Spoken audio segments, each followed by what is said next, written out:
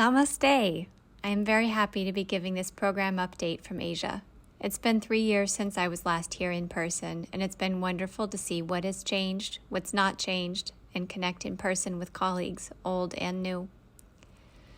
I left for Asia on November 29th and just completed 2 weeks in Nepal. I arrived in Thailand a few hours ago after a red-eye flight through Singapore. I will have some meetings in Bangkok in the next few days with organizations we work with in Laos, and then we'll start the journey home. There have been some nice logistical changes. No more paper visa and arrival forms to fill out in either Thailand or Nepal, making that process much quicker. There's also a completely new arrivals terminal in the Kathmandu airport, which makes for a different, if not easier, airport exiting experience.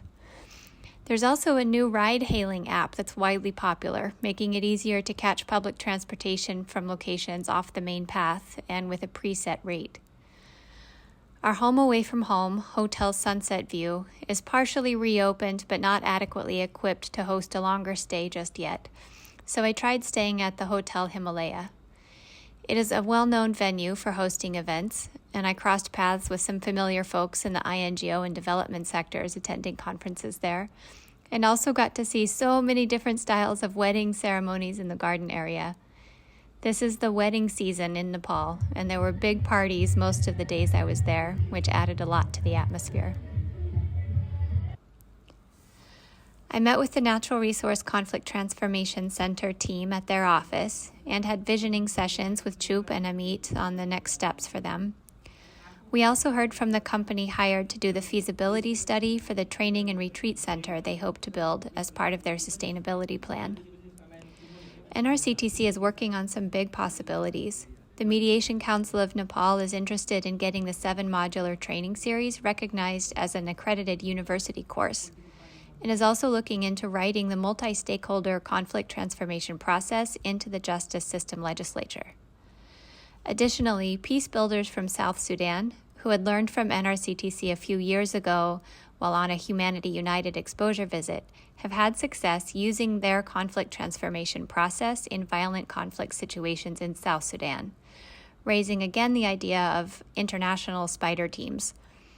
We're hoping to pull together friends and advisors of NRCTC this year for some visioning work. Meetings with the Rural Women's Leadership Development Center and their executive director, Kavita, were a priority on this trip. I was able to see Program Officer Krishu one last time before she leaves for her master's program in Canada, and got to meet the 2 very promising new program staff. I also met with their board of directors to be sure we all had a clear understanding of the decreasing funding schedule, plans to support their income diversification efforts in the next 2 years, and allow them the chance to ask any questions directly. It was a great conversation with a lot of good ideas generated on the spot, which included finding cost efficiencies, methods to increase fundraising from local government, and networking for national level recognition and donor relations. The sentence that most stuck with me from that conversation was, "We are totally confident this will work." I had 2 meetings with the Asia Foundation in Nepal, one with Preeti at my hotel and one at their new office space. They had grown to a staff of over 70 and needed a bigger space. We haven't funded any projects through the Asia Foundation in Nepal since wrapping our community mediation work with them in 2014. However, we are in a close peer group with many initiatives closely aligned. It was valuable to get up to speed on their portfolio. Just like the McConnell Foundation, they have identified social inclusion and environmental justice as 2 of the most critical areas for ensuring Nepal's continued stability. They're also doing a lot of policy advising to assist ministries with implementing the governance system as outlined in the 2018 Constitution. Country Rep. Megan Nalbo emphasized that the Constitution and the federalized system are still in experiment phases, and systems for local participation, grievance systems, and justice are critical to keep governance and development moving forward. Olga Murray and I were finally able to meet in Nepal after many near misses in past years. She had also departed the U.S. on November 29th for her first trip back to Nepal post-COVID. We had lunch at her house on the 13th before I left. Her home is the most serene slice of paradise I have yet visited in Nepal, when that's really saying something. The conversation was rich, and the salad from her garden was such a treat. We have plans to meet again on my next visit, since she will be there through April. My first visit to the Marie Stopes International team in Nepal left a positive impression. They are doing a ton of work, and their program team is passionate and capable. The MS Ladies program in particular is a critical service, and I thank the board for supporting this project so it could continue in Sankosava district over the past year. The number of direct beneficiaries receiving life-saving or life-altering care is astounding. I recently got our audit report back from our chartered accountants, which confirmed the quality of the fieldwork, and also found some budget issues that need to be sorted out. Everything is accounted for. There's not concern of anything fraudulent. However, our funding was used to cover office support, salaries, and supplies that were not approved in our budget agreement. All of the funds were used to improve access to reproductive and maternal health care for rural women, but these details in the budget lines and expenditures really should be properly settled before we issue an extension of our grant. It's not surprising that there are some audit issues in a grant with a new entity while they learn our requirements and expectations. I presume this will be settled quickly, and I'll get back with the board with an update when everything is righted. Speaking of audits, I had a few meetings with Prabhu and Manmohan of our auditing company, and we got up to speed on the status of all audit reports.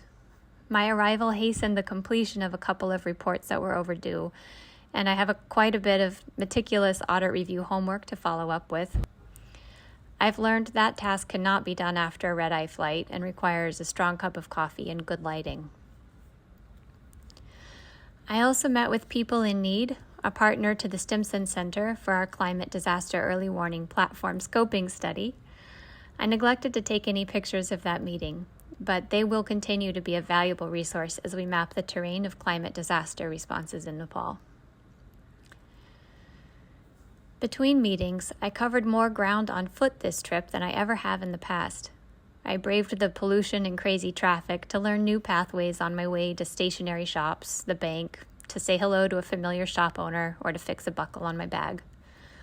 Walking in Kathmandu is more like parkour, with the constant sidewalk obstacles, animals, motorbikes, and low-hanging signs and wires, with occasional full assaults on the olfactory senses.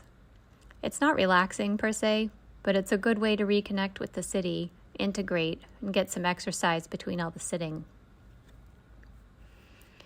All of our international projects did quite well during these past 3 years, but it is very helpful to be visiting in person. It felt like a lot of important headway was made, and it was motivating to be able to plan for the tasks and goals we will each be working on over the next 3 months until we meet again in person.